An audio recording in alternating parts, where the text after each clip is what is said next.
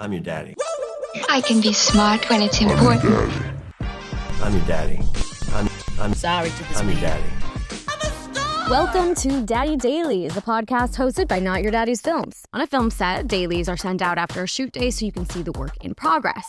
Daddy Dailies are conversations that go behind the scenes so you can see what work went into the process and be better armed to succeed in the industry. Daddy Dailies, hosted by Not Your Daddy's Films. Welcome back to Daddy Dailies. I am one of your hosts, Vika Stubblebine. And I'm Kourtney Bell. So we're always talking to amazing filmmakers on Daddy Dailies and thought we'd do something just a little bit different this time and talk to each other so that you all get an opportunity to get to know us as hosts and also what our background is and whether or not we have any expertise. What if we are all lying? Yeah, what if we're all liars? We're not. Spoiler alert, you can keep listening. So we can get to know all our different facets and our creative pursuits. So I am sitting here with Kourtney Bell, who you know from interviews with guests like Amelia Allwarden and Nicole. She is an accomplished actress and director herself. A graduate of the University of Michigan Film School and Theater School, Coco has starred alongside Hilary Swank in Alaska Daily and appeared in hit films and TV shows like It Follows, All American, and St. Denis Medical. The pilot she directed, Camp Greenwood, received Best Director at Series Fest and Catalyst Film Festival and Best Pilot at Nashville Film Festival. I'm so excited to be sitting with you. It's weird not doing it together. It's so weird, but like great, you know? It's exciting. You come from a pretty big family. You've got two brothers, mom and dad. How did you discover your love for acting and then filmmaking? Like, did anyone else in your family pursue the arts? No one out of the four of them. I have a cousin of mine, Ryan Brown, is a really successful director. He's my second cousin, and I was devastated when I realized we were second cousins, not first. But and then an aunt of mine is also an artist. But besides that, no one else in my family are artists, and I think it makes no sense that I wanted to do it. I'm very type A, and I would thrive in a 9-to-5 at an office, like sitting at a desk, being able to check things off, stability. But I did a play when I was in the first grade, and I just fell in love with it, and I was like, shit. Was it a real play that we would have heard of or something that your teachers wrote? It's a play that you could have heard of. It's called Once Upon a Lily Pad. They do it at elementary schools everywhere. It's really, it has a beautiful song. I wish I may. I wish. It's really special. But I was cast as like a small part, and then I realized I wanted to be the lead, and then the lead got sick the night before the show, so I played the lead. Oh my goodness. And then I was like, oh my God, this is what I want to do for the rest of my life. Yeah. And yeah. So that's why. I did Wizard of Oz, but You did Wizard of Oz. it was the thing where like you want all the kids to have a part. So there's like 4 Dorothys and 4 Tin Men, and we just like alternated throughout the show. Wow, we were cutthroat. Like whoever was the lead was the lead. If you had one line, you sucked it up. Was that the first time you were in a play? I think I did How to Eat Like a Child in the 3rd grade, which I don't know if that's a real show. I don't know what that is. You know, fact check me, but it's there were these little vignettes, and I played this spoiled girl who gets eaten by a tiger. Yeah, it was great. A good life lesson for the children. Yeah, don't be spoiled. Don't be spoiled. But, you know. But yeah, I remember like being on stage and getting to sing that song and just being like, oh, I like this. This is fun. Once it bites you, you're kind of stuck. You're like Spider-Man. Yeah. I think the other thing is too, I didn't direct until I was in my 20s. I guess I kind of did when I was in college, but I really actually liked it because I probably really wanted to be a director. I never got in trouble in school. I was always a goody two-shoes. But during that play, I got in a lot of trouble because I would tell the other kids, I'd be like, you're not standing where you're supposed to stand. And actually, how do you not know your line? Like, you can't memorize? So I feel like, and I would be like, oh, well, like maybe the dance could look like this. Like I just really love the direction of how to make the play. Vision for the whole thing. For the whole thing. And so I think like even to play Freddie, it just got to the point where in my head I was like, I'm the most dedicated to this project. Why the project? The way that I did it, someone I referred to as a project. The lily pad. But I was like, I don't understand why I'm not the center of attention. I was thinking to myself, like, who's Freddie? And Freddie the Frog. Freddie the Frog. Obviously. I don't even know what it's. I should go. I have a videotape of it, of VHS, and I told myself if I ever decide to give up acting, I have to watch the whole videotape. And that, now that I think about that, actually seems like absurdly cruel, but I do think that is the point. Like, my goal would be to force myself to sit with my 7-year-old self and like be like, this is what you're giving up. Like, this is that's who. so sweet. Is it? It's like, I mean, it's really, kind of like, mean to messed yourself, up. but wait, okay, so you were Freddie the Frog, and then was it just like, I want to be an actor from here on out? Yeah. I was locked in. So then we would, there was a local community theater that I would do shows with every year. But the issue with that was I stand by this, I stand true. I have a beautiful singing voice. Oh. But I'm not a good singer. What does that mean? Well, because like you went to musical theater school, like Yeah. your vocal cords are a muscle. Yeah. And so it's not, I train. You're not going to the gym. Yeah, I didn't go to the Got gym. it. And then by the time I did start doing it in theater school, I was so nervous. And also going to U of M surrounded by some of the best singers like in our age group, I had such a skewed idea of what was acceptable to consider yourself a good singer. Yeah. So I kind of just didn't pursue it, and I've been singing more. But when I was doing community theater as a kid, it was all musicals. I didn't know you could just do plays. So I started auditioning for film, TV, and commercials in Michigan because there were good film incentives there when I was 13. Wow. Yeah. I didn't know any of this. Yeah. Well, which isn't that we Yeah. all like dived you into book working anything? together. Yeah, I did. I booked my first commercial at 14. I did It Follows in Michigan my freshman year of college, I believe. I booked my first co-star when I was in college.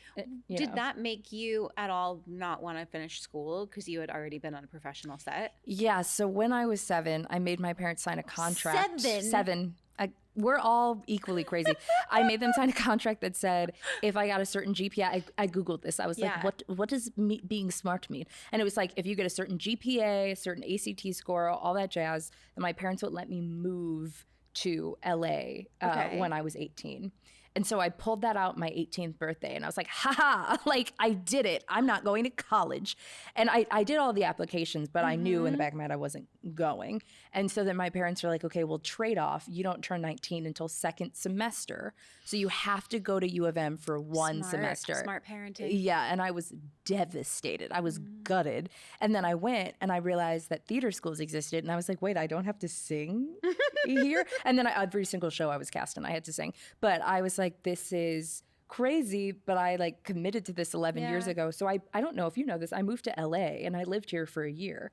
And then I moved back. And that's why I not only have a degree in film, but then also I got accepted to the theater school. So I did both. So when you were here for that year, like, and now you live here full time. Yeah.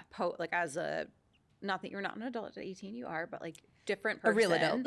A real adult. Is there stuff that you remember from that time that like, you're like, I can't believe I had that impression of LA or I found out actually pretty early that I had gotten accepted to the theater school. Oh, cool. Okay. And I wasn't necessarily, all of my classmates make fun of me, but I wasn't dead set on going back yet. So I Yeah. told them all that I wasn't, even though I was like in their group text and like whatever. So I think while I was there, I was really conscious of it being a trial run. So it's not like I came back with a different impression of it. I think instead I was kind of just like, laying your groundwork. yeah, like truly getting a lay of the land of like, what is it like to take an agent meeting? It doesn't matter if I fail because I'm just going to try to do this 'Cause it's again just a in trial 4 run. years. Yeah. And like, oddly enough, I live on the same street now that I lived my when I was gosh. here before. So it's just, yeah, it was, I highly recommend taking a gap year. Like if you want to be an artist and giving it a shot. Yeah. And realizing how difficult it is to then give yourself the benefit to be like, so now I have 4 years to like make connections and make friends and work on your art to then be like, okay, let's do this. I'm really happy I went to college because it's one of the few times in your life that you get to just be a Yeah. person without having to work without, having Yeah. to work, maybe you're paying for school yourself and so you have a campus job, but even then you're still having at least part of your time be dedicated to just like discovering who you are, taking classes, like learning. Sometimes now I'm like, gosh, I wish I could just take classes and learn about something completely new, like I mean, and like all the time, because of course I can take pottery or whatever. That's why I'm taking a pottery class now, because I was like, I know my creativity came out by being able to learn different things. But I completely agree. Even I did work through a lot of college. The only time I wasn't able to work is when I was also in a play, because that in itself is a job. But I did a job all the rest of the time. But it is very different having a job, just being like, okay, I have to pay my utility bill and my rent in Michigan. Your whole life. And also your job now like helps determine what you're doing the rest of the time. My job as a server at Ruth's Chris Steakhouse is like I'm not thinking about how that's going to impact me in 5 years. For sure. So it is just, I don't know. There are so many reasons why I would say don't go to college and just move out here and be an artist. But U of M, we had Aries in our film department. Wow. Yeah, I actually did, for a class, I had to direct 2 short films. I just don't count it because I didn't take it seriously. But like, I had friends in my acting class who directed their own, I don't know if it was a feature or just like a 30-minute short film, something, where they just, as theater kids, rented out all of the equipment at film school and were able to move out, with like a whole project under their belt. That's so cool. Yeah. I love that you had like the access to that. It's cool that the school had that available. So when you did discover directing, because you've told us, the daddies, that you sort of fell into directing on Camp Greenwood and then you fell in love with it. So what is your favorite part of the process, you know, prep, being on set, post, and then also was there something that that you learned being on that side of the camera that helped you with the other aspect, that helped you with acting, or something about acting that helped you be a good director? Definitely. I think that I say I hadn't directed, which is just such a lie, because I had directed short films in school, and I had directed 2 virtual plays, and I had directed plays at school, or smaller things. So I think this is just the first time it was a concerted effort to do something on camera with a massive budget where I felt like I could really mess something up and really had to pressure. Yeah, way more pressure, and also had to consider lighting and sound and all of that. And I'm grateful because it was all the times that I felt like I was probably hungover or sleeping in film class really came up. And I was like, wait, I know all of these things about lighting that I thought I didn't know, but I actually know. You absorbed along with, all of the booze. All of the booze at the same time. It was all ingrained in me, but it worked out that way. Yeah. So I think the thing that I really then learned as my favorite part is I just love the story of it all. I think even with acting, I have always had such an idea of how I want to act, want a scene to look like. And I think that sometimes it's been a deterrent to my acting. Now with directing, it makes it so much easier to be an actor, because when I feel myself trying to direct myself in a scene, I say, hey, how about you find a friend and then actually just help them with the self-tape and you can direct them in the self-tape. But you need to free yourself from that. And so by doing directing at a different time, literally say, this is not how it works, but 12 p.m. you're acting and 1 p.m. you're directing. Yes. You can change those hats more easily. And sometimes it does work out like that, because my friends love doing self-tapes with me because they know I'm one of the few people who will sit there with you for hours and help you figure out the way you want to do the scene, because I love directing actors and watching them be vulnerable but help guide something. So it's been interesting learning how to turn that off for myself as an actor. And then it's also really helped determine the type of stories that I want to tell, because I like things that are a show like Succession, where you have multiple leads, multiple things to play around with. I think I like that because I like theater. Yeah. So it feels most like theater with overlapping lines. And I've just loved having been able to pull the tools from film school and reading the books that I bought and probably only half read and really actually learning oh, we used to talk about mise en scène, and now I'm oh my God. Like I was watching Sinners the other day and I was like, oh my, there's so much here. Like I get it in a way that I didn't get it. It's so good. I've seen it twice. I'm going to see it again this week. Oh, I'll go with you. I want to see it in IMAX. I haven't seen it in IMAX yet. It closes tomorrow in IMAX. What? Yes. We have to leave right now. We have to leave. But yes, I love it. And okay, so your favorite part is the story. So like reading the script and dissecting it, or reading the script, dissecting it, and just I like when things have natural chaos, or like I took a Chekhov class. Like the theater aspect of, and also naturalism to an end. You know, it's still serving a purpose. It's like I mean I'm always drawn to naturalism. Like if there's a funeral scene and people aren't laughing, then I'm like, what do you mean you never laugh? Yeah. At a funeral. Or like when somebody's like, if there's like something really happy going on and people aren't like overlapping each other, or like maybe accidentally saying a mean thing, like that's what I'm drawn to. Yeah. So I love being able to, like the project that I'm working on next, I want it to be something where people can just mess around with each other. Like the things that I've directed, I like getting out of the way. Like the writing and the story is important. And I think getting takes with the dialogue the way it's written once is important. After that, I love when people mess it up. Yeah, totally.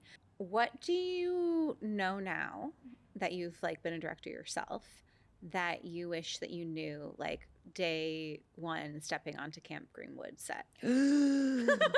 What do I wish I knew now? God, I'm almost happy that I didn't, because I was like, I'm not really a director. I'm just naivete is so helpful, I think. It's so helpful. And I still don't, I really, like when people ask me, I'm like, I do directing for fun. Like the moment I try to claim it in my ego, I'm going to be scared. But I would say, if anything, I wish maybe I put more thought into production design. Camp Greenwood was filmed predominantly outside, so color wasn't wickedly important. Also, lenses. I have spent so much time learning about lenses because I storyboarded every single shot, and our DP was incredible, but there would be times where he would frame up the shot almost right in the way that I saw it in my head, but I didn't understand that like the lens. It was the lens that was preventing. That I needed maybe like a 35 rather than a 24 or something like that. I wish I knew that. And how are you teaching yourself about lenses? Well, just with school, I'm like, now that I have the books and the chapters that I didn't read, I've just gone back and read them. And then I bought my own film camera. Yeah. And a DP friend of mine let me borrow a bunch of his lenses so I could actually just like try everything out. I love so now that. It feels real. I think it's really cool that you're just practicing, because so many people want to make a shorter sketch or whatever, and they are not necessarily they're putting all their money into something they haven't done before. And I think that there's value in that, but I also think there's so much value in just I'm taking a camera to all the weddings and the bachelorette parties and stuff so that I can edit stuff together and just honestly practice editing. That's all you have to do. It's like, I know everybody says just be bad at it, but like be bad at it when you don't have to pay, any money for to it. like fix it. Yeah. Like something I've learned from watching, all of the short films that we've watched is the fact that anybody gets up and makes something at all. To me, it's like, it's not worth judgment because somebody did something that's incredible. But I guess an observation is that a lot of the times people are inspired by a story of something's happening in their lives and don't really turn it into a dramatic narrative. Or even if they do, they don't think of the medium that they're doing it in. Like if you just are having a life experience, it's hard for you. Just do a one-act play. It's a hell of a lot cheaper. You can find them. You do it in your living room and invite people over and watch how it grows. But if you want to put it on camera, learn how to make that story more exciting with lighting, with sound, with, whatever you can come up with. But like, that's the benefit of doing something in a visual medium rather than just doing it on a stage. Totally. Last question, Daddy Coco. What's your favorite film? I mean, okay, I kind of hate that question because I have so many favorite films. But what is a favorite film directed by a woman that has like inspired you as a creative? Diary of a Teenage Girl. I love that movie. Yes, by Marielle Heller. I don't know if it's because because you were a teenage girl? And I absolutely had crushes on men 20 years older than me. That speaks to me. But I think the way that she used animation in such a naturalistic, like a naturalism film, just really like, I was like, oh, this feels like a story made by a woman. I can't explain that, but it was just something, just, you know, when you're a teenager, even when what she was doing was so messy, it still for her felt very much like a fantasy and a fairy tale. And the fact that she was really able to embody that feeling with a very specific, like, cinematic element. I think that's cool. something Mariel Heller, who most recently had Night Bitch out, does really well, is like kind of bringing the inner monologue outside. Yes. Yeah. And making you feel it. Yeah. Like a very clear way. It's not like over explaining it to you either, and you're like, okay, I'm like in this person's head without actually being in their head. Yeah. And I love that. So cool. Yay! Well, thanks, Daddy. Thanks, Daddy. I'm your daddy. I'm sorry to this I'm your daddy.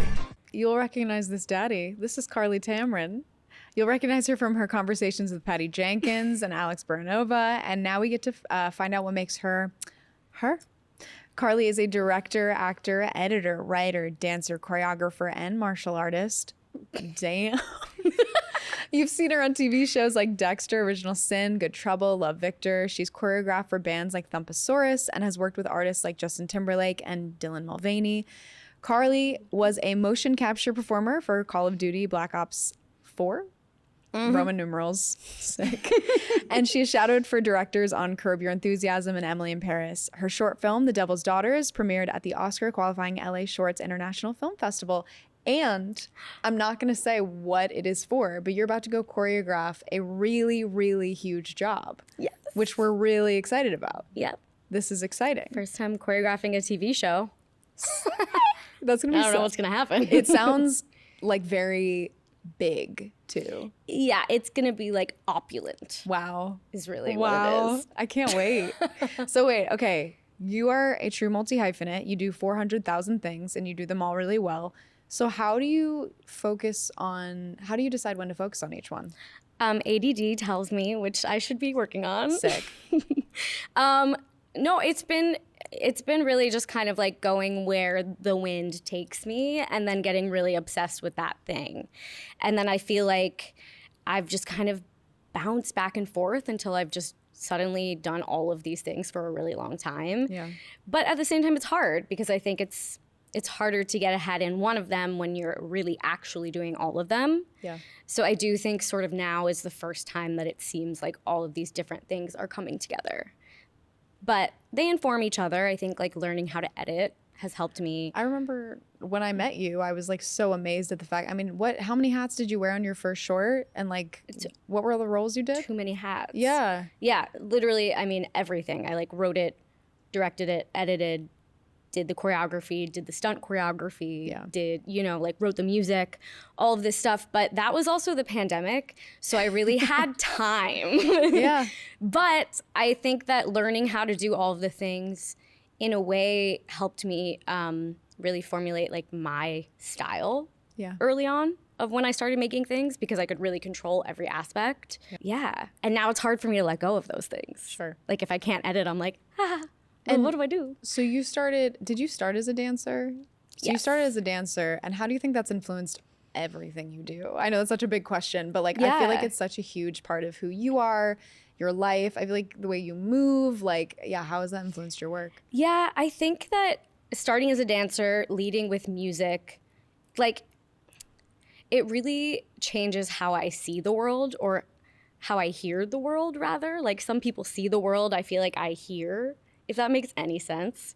So a lot of times when I'm making things, I'll like make a playlist for it while I'm writing or make the music first and then make the film. Because I think the music is kind of like when an actor is like, okay, this is what I'm really thinking, but this is what I'm saying. Yeah. It's like the musicality of the world tells you how you feel. I'm so excited for you to see Sinners because I feel like you are going to just like that. No, I'm gonna freak out. I left that movie being like, oh, I need to really educate myself on, because when I started, music was like kind of the last thing I thought about because I was so visually oriented. But they did what you just said, which is like they started with music and they had the music on set, and like that's incredible. Yeah, and music, like that's like the heartbeat of the world, which sounds so stupid to say, but like that speed is like how I see the world. And so I think getting to control my own vision, it's like I always start from that. Yeah. And how cool that like, you know, you'll get to choreograph on sets and learn and how to, you know, take it into your directing on those sets, and like vice versa, you know, you'll get to direct on set and have people come on for you and you get to teach them. And yeah. And I think too, that's why I've like really loved directing like action, because it's like that fight choreography is choreography, and it's like all, and comedy, like it's all similar. It's all got a very specific rhythm that's so fun for me to like tap right into. Yeah. So you read a lot of nonfiction. I feel like you're always recommending books to the group. Are there any untold stories out there that you think are like really dope for adaptation? Are you like, what are your thoughts on IP in general? You brought a book to me. I'm not going to say it because I don't want to steal it, but you brought a book to us in the group and you were like, guys, this would be the cool thing. Like this, we should take this somewhere. Like, talk about that. I oftentimes feel like things that really happened are so surreal. Like you cannot make that shit up. So I love when I find, well, first of all, I read a lot of psychology books. So and my parents are both psychologists, which I think, you know, well, I always talk about. But what I really like to read is about the human experience and understanding myself and understanding people. And I find that I'm the most creative when I'm reading those types of books of all of like the different styles. I think I love like superhero things, but what I really love is finding something that is real and true and really happened, where these people are that in their own way. You know, like there are crazy stories out there that haven't been told, and so many of them are female stories. Like the one that you're talking about is something I'm like so excited to keep developing and working on and bring to light, because it's just, you only know like what's been written down in history. Like there is so much we're missing. Yeah. Yeah, definitely. And so wait, talk about, your parents being psychologists. Like, how do you think that's impacted your work, your approach to the industry, your life? It makes me crazy. You have to make a movie about this experience because it's so specific. And When my parents split up when I was 18, they were like, oh, I'm so sorry to your sibling, like to the other siblings, whatever. And they're like, but Carlye, you'll be fine. Like, you'll write about it one day. But just like, maybe wait till we're not alive anymore. So like, we don't have to like, you know, whatever. I was like, you guys, I'm 18. Hear me out loud. But no, I think it's like, all I care about are why people do what they do. And I like to like really take my time with that. And it's all we talked about at the dinner table growing up. Like, this was not a normal situation. We were talking about like my dad's favorite stories from when he worked at like a mental institution, you know? And yes, he worked there, he wasn't in it, but like, should he have been? He may say yes, but you know, and it's just like, nobody's normal. And I think that's what's been really fun for us all to find each other, to be like, we are goofy weirdos. Like, we are not normal. We may look it, but it is not true. Do we? And no. But you know, like just finding people that are okay with being like honest about what the human experience really is. And I think that has informed the people I work with, that has informed the people I attract to work with, and the type of stories that I want to tell. I mean, there's like so much more I could say on this topic. But how much time do we have?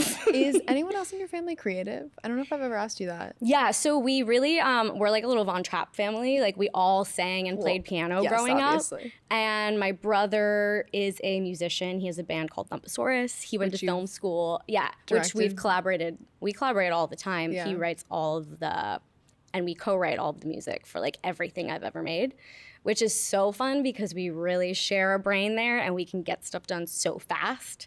Because it's like, oh yeah, I know the tone that you're seeing the world through. Yeah. Which is so fun, especially because I like to start with the music anyways. Yeah. So having that collaborator at all times is the best. And my sisters, they are creative. My sister Liz is a really good singer and guitar player. Hannah, we call the rapper of the family. Like everybody's creative. All we did was art projects growing up and watch movie musicals. But me and Luke are really out there. He's incredible. Yeah, and our parents are like, how did this happen? I don't know. Your choreography for the video you didn't direct, the other one, amazing. What's that one called? That one's called Appetizer. Yeah. Yeah, that was very silly. That was But super yeah, fun. it's fun that we get to borrow from each other. I direct their music videos. I'll choreograph in them. I've choreographed their live shows. Yeah.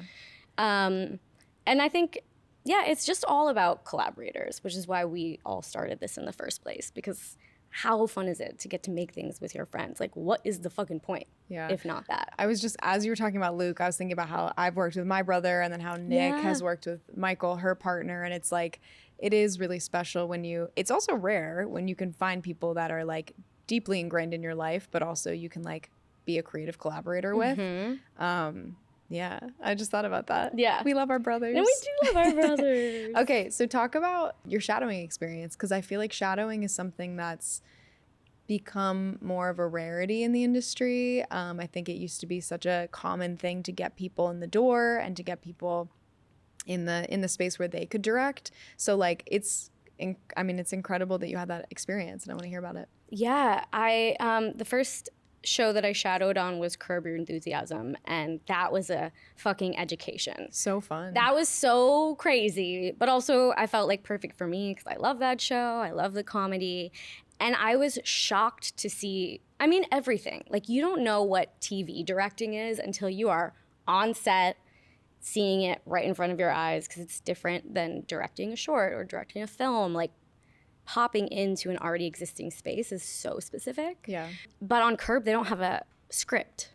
Well, I have camera op friends on that show, and they've told me that, and I'm like, what do you mean? Yeah. Like, I was like, what? I don't understand what's going on here. But it was just like the most amazing improvisers in every category, like the camera ops, the lighting people, the actors. It's just like the top of their game. Everyone's improvisers. just like on their toes. Yeah. Yep. And then the director would have a little god mic that sometimes he would like call something out, and he was amazed. Like, he was like, sit in the corner, do this, like, be here, just follow me. Did a lot of the directors, or did that director specifically have a background in comedy? Yeah. Improv? For they sure. They must have had to, right? Yeah, lots of comedy, and it's a lot of like buddies that have worked together for a long time. Buddies. Buddies. Just like us. We're starting new buddies. The new buddies. Oh my God. Help. One thing I really remember, and I think I told you guys about this from that set, is that the thing that like the director kept telling me was always shoot a walk and talk and shoot it from the back where you cannot see what they're saying.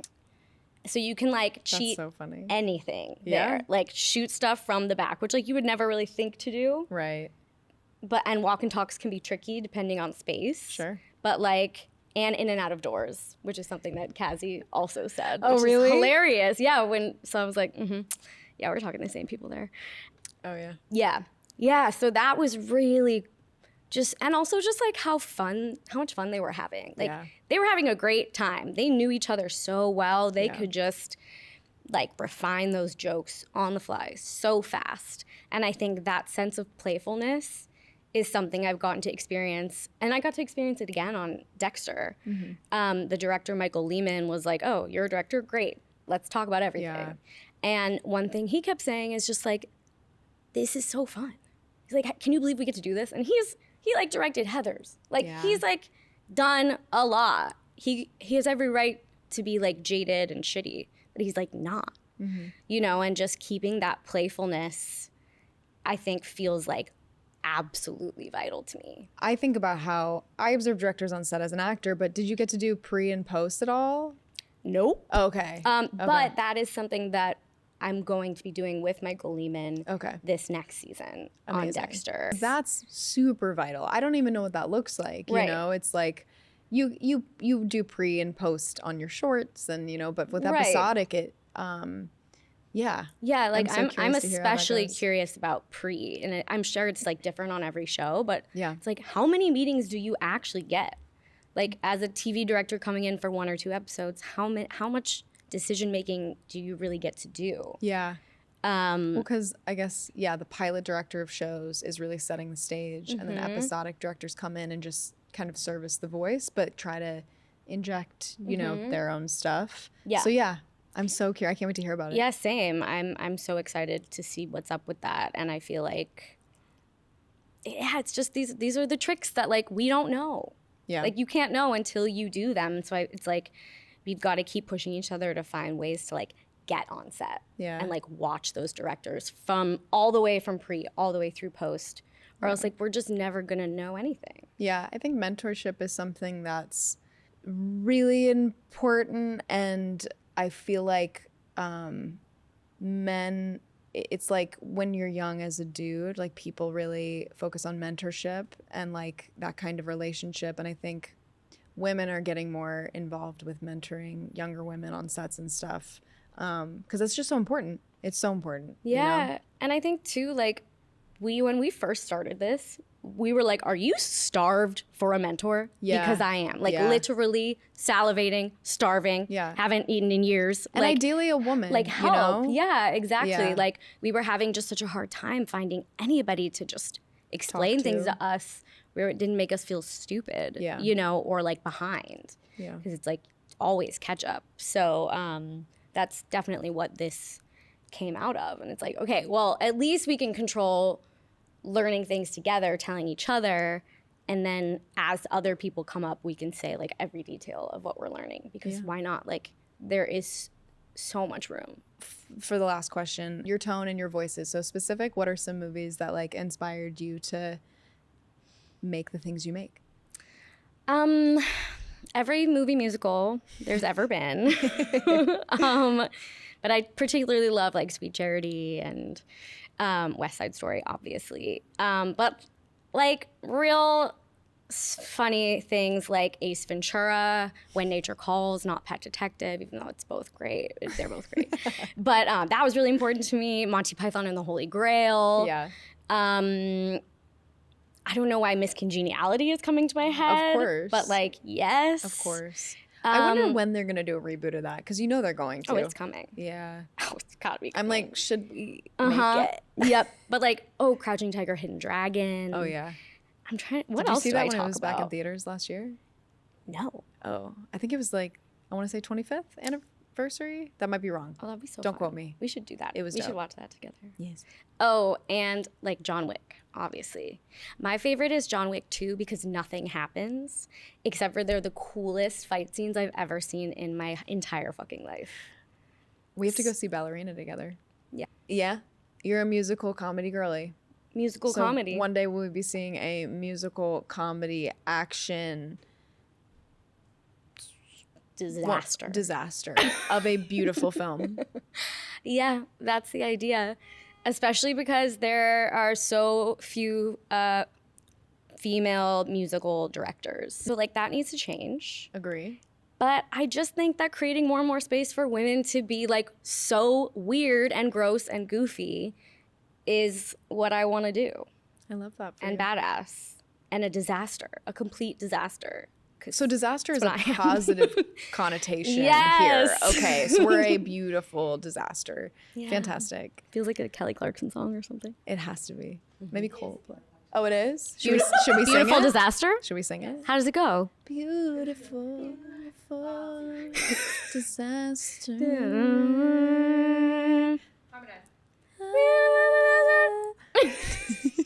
Okay. Bye! I can be smart when it's important. I don't know how to.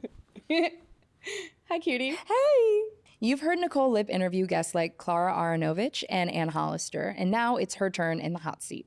Nicole has a background in acting and producing, but is best known as an acclaimed director and writer.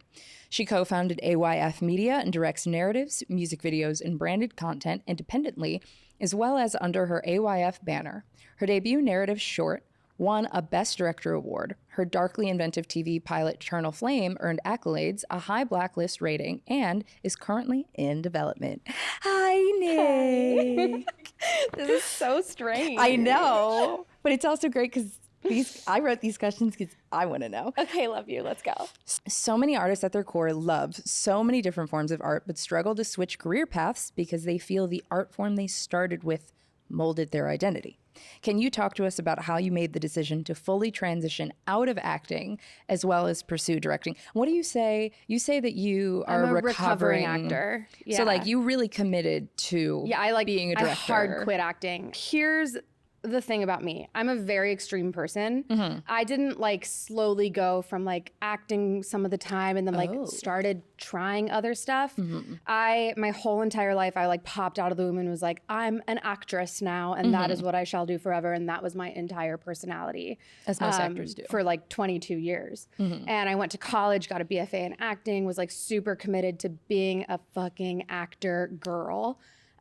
Came back home to LA, where I'm born and raised in LA. Came back home right after graduating and committed to being an actor and like did the actor thing. I did like every step that's like recommended. Like I signed up for improv, I signed up for commercial acting, I signed up for like the worst, most toxic on-camera acting class. I auditioned, I did like 20 short films, I did all that shit. And I was so depressed and so miserable and just really, I felt like no agency over myself as an artist or a person. I couldn't like make enough money to move out of my parents' house. I had like 50 odd jobs, like babysitting. I like literally worked in a plastic surgeon's office. I taught acting to kids on the spectrum. That one was actually really cool and I liked it, but couldn't make enough money to like survive. Nothing was working for me. I was super depressed. And so I like quit in a huff. Quit acting, did not pivot to directing, just was like, I quit this industry. And I started working in marketing. Yes. And so I spent like 6 years as like a business bitch. Again, very extreme, And very you weren't committed. directing during that time? No. Oh. And what happened was through working in marketing, branding, social media, I found myself on set producing photo shoots and content shoots, et cetera, for clients. But I was like the business girl on set, making sure we were like aligned marketing wise. And I was always like so jealous of the creatives. And simultaneously, I was always just doing photography as a hobby, never thought it would be like a career. I never really wanted it to be. But I once in a while was able to like hire myself to be the photographer for a shoot for a brand or a client, if they liked my work and it was a vibe, et cetera. I have a very specific, type of photography, style of photography. So I got to like dabble with being a creative on set a little bit. And then one day, like really quite out of the blue, it's like almost actually my anniversary of this happening, my 6-year anniversary of this happening. What happened was I did The Artist Way. Oh, I'm doing it right now. It's Week 3. Life-changing. Oh my God. We'll have to sidebar about that. But I was like, knew I was not happy being like marketing business girl. I knew it wasn't fulfilling and it wasn't giving me like what I needed in my life. And so I did The Artist Way. For like 4 seconds was like, maybe I'll try acting again. Like I just never, turns out I never wanted to be an actor. But I woke up one morning in April 2019 and said, I think in my heart of hearts, I believe I could direct a music video. It was complete audacity. I didn't know even what that meant, but I just like felt it, that it was something I could do. And I called my musician friend, Disco Shrine, bless her heart. And I was like, hey, I've never done this before, but like, can I direct a music video? I'll do it for free. It kind of sounds fun. And she said yes, which is bonkers. And I, on April 30th, 2019, I stood on set directing my first music video and was like, for the first time in my life, I was like, oh my God, like this is it. Yeah. This is what I'm put on this earth to be doing. Like standing in front of a monitor and seeing something that like was in my head, but like on a little screen was just the best feeling ever. Well, for you guys that don't know, Nick is referring to AYF Media, which is her company that is not only a creative agency, but is also a production company. Right. So I said I worked in marketing for 6 years. I worked for 2 years in-house at Tom's Shoes. I was their social media gal. And then I left, but I was like, the issue is like 9 to 5 corporate America. I didn't recognize that the issue was like the career path. Right. But I left there thinking I still wanted to do marketing just on my own. So I started with my partner in life and in business. I started AYF Media with Michael.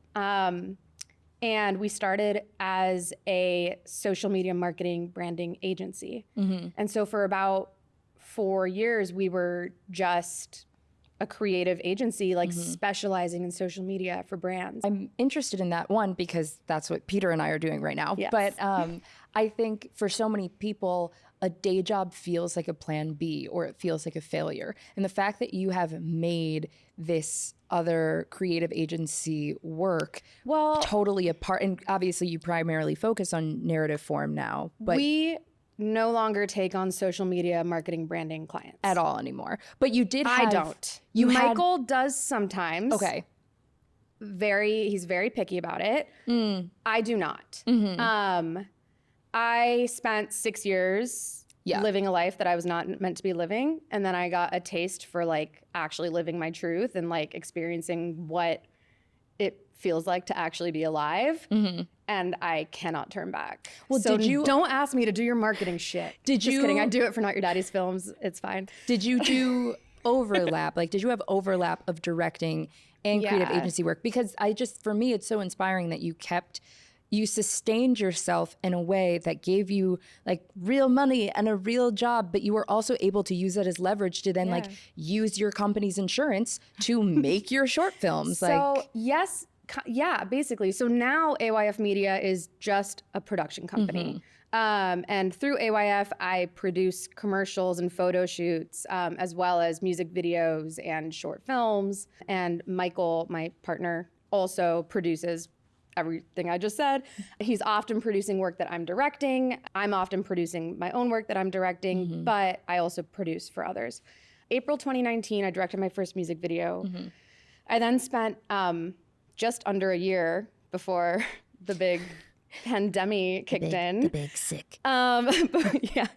I can't but say for, that. yeah. God damn.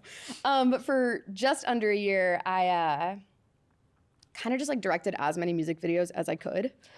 While full-time running a marketing agency. So let's talk about that, because I'm desperate to direct a music video. Yeah. No one has to pay me, but you still have to pay for so many things to make that happen. Yeah. How did you get that under your belt to be able to do many of them? So Disco Shrine is like, I will, like, if I ever like win a real award, like I will have to thank that girl because she took such a chance on me, and she's my dear friend and I adore her.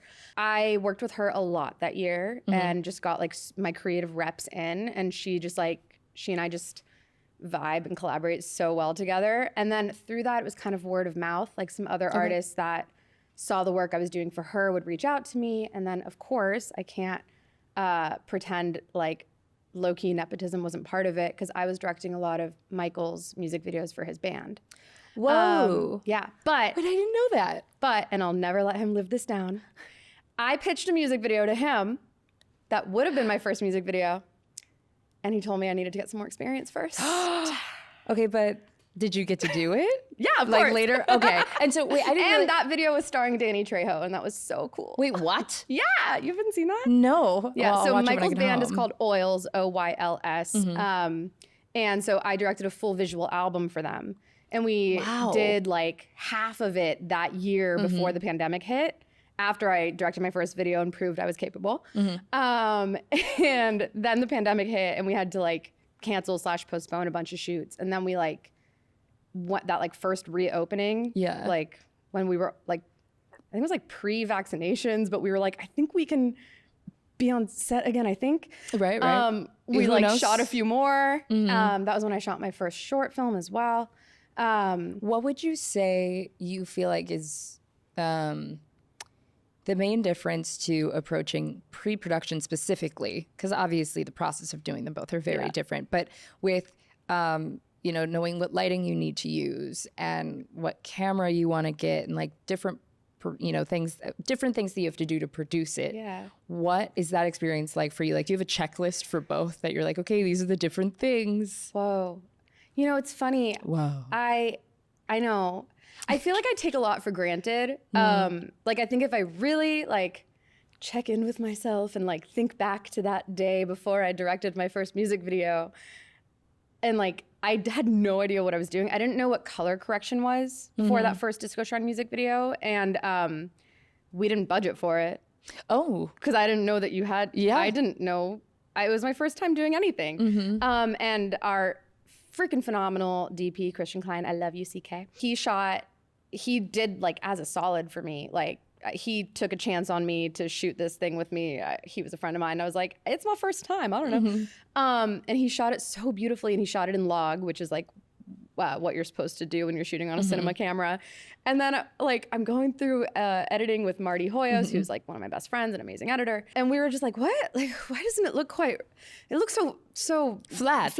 I don't think I even knew the word flat yet. Yeah. So like, you learn by doing, I guess is what I'm saying. And I think I now like take for granted the things that like, that I know. And I could probably sit down and like write a list, but I think I just know now. Yeah. But I could like do a whole freaking episode on like the list if I just like took a second to think about what these things are. I mean, might be something, worth posting later when we release the episode. But I just, for me, I'm so in awe of the fact that you had a different job that gave you skills and tools that you didn't even realize allowed you to do this job. And this is kind of a sharp turn, but I also really want to be able to talk about it. You've been developing a show. Yes.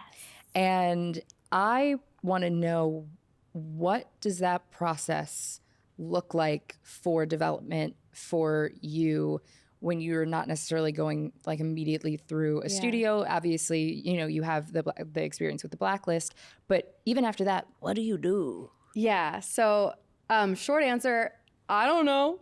And does anybody? But I think, and it's one of those things that like I'm really learning as I go. When I first had this idea for Eternal Flame, which is my series that's basically about a psychopathic guy that kidnaps a bunch of women and forces them to play like a demented and deadly version of The Bachelor. So it's like, Squid Game meets The Bachelor.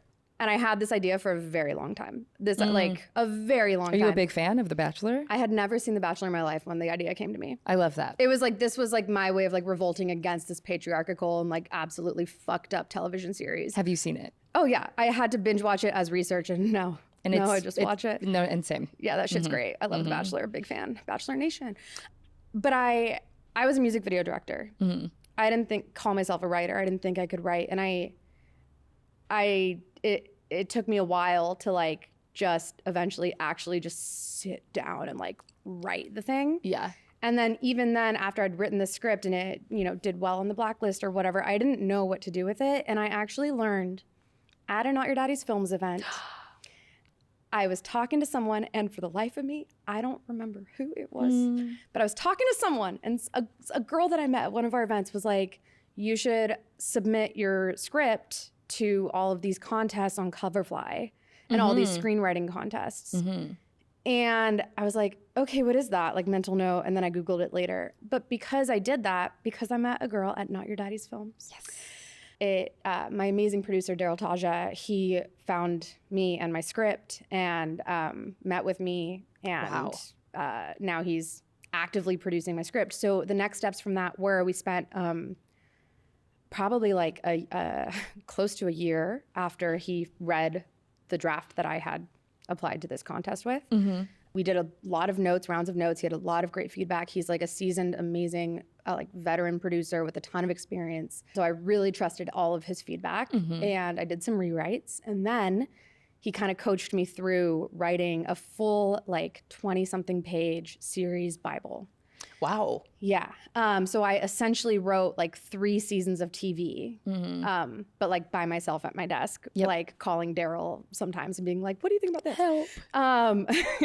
But it was like, he basically, the way he explained it to me was that like, sure, I have done a bunch of music videos and a couple short films, but like no studio is going to just like hand me my TV show if like that's all I have to show for it. Right. And maybe that is, you know, maybe someone else will get lucky and won't have to do the amount of work that I did. But he was like, you know, we need to, you know, give you the tools, ammo, essentially. To get it forward. Yeah. Well, what I love about that, somebody was talking to me about The Alchemist, and I guess there's a chapter in it about beginner's luck. And I find that this happens with a lot of artists specifically. If you just get that one chance, or you take that one chance rather, to do something for the first time, and you are given enough that says like, I'm actually good at this thing. And you're given somebody oftentimes who believes in you enough to say you should keep going. And at that point, that's when the hard work begins. But the fact that you put yourself out there and you just did it and you wrote it and someone saw it, now you know if anybody's ever giving you a hard time, you're like, well, look, Daryl loves me. So I'm just going to go and find somebody else. Like, I love you, Daryl. Yeah. I have one quick question left for you. We love dark humor. Yes. We love joking about anything sad, depressing, and dark, because sad, depressing, and dark things are so funny. Why is it so funny to be sad? It's so funny. Like Yeah. I can't be like having a panic attack and not also be laughing at it. Because it's absurd. It's fun. It's like absurd. it's crazy. When you're like, that's a crazy sound to make. Like, and why that's am funny. I doing that? Yeah. But I want to know, Good for us. where do you think that came from for you? It's specifically in your desire of wanting to make art like that. Mental illness. Okay, would be my answer too, but I just wanted to check in on that. We should have our therapist hang out. They should do a phone. They should do a phone consult. Check We should on us. take them out. What's your favorite dark humor thing? Like, what's the darkest it's gone? God. TV or film or a play? Okay, well, like, one of my favorite movies ever is Titane, which is not a comedy, but I definitely feel like I laugh a lot when I watch them. Okay, that Like, might what's wrong be with an me? individual experience. I really like that we get to do so much better. It's so absurd. It is. I think for me, it's like less than darkness, it's absurdity. Okay. And I like I'm not like, I'm trying to think of like I thought you were gonna say like The Great. You know what I mean? Like people are getting murdered and we're laughing. Like that's actually just I did love The Great. Yeah. Well, I also cry a lot. I do too. Our emotions once a are very day. close to the surface. Yeah, and we love that. Well, thank you, and I love you. I love you so much. Hey, my baby. Okay, well. Can we cut there? Daddy Dailies is presented by Not Your Daddy's Films, a social impact organization dedicated to educating and empowering women and non-binary creatives in TV and film. If you like what you heard today, don't forget to subscribe and leave us a positive review. And if you want more Daddy episode insights and links to what we talked about, join us on Patreon/NYD Films. Daddy Dailies is produced in partnership with Robert Bailey and edited by Carlye Tamaren, Vika Stubblebine, Claudia Restrepo, and Gracie Strauss. See you next time, Daddy.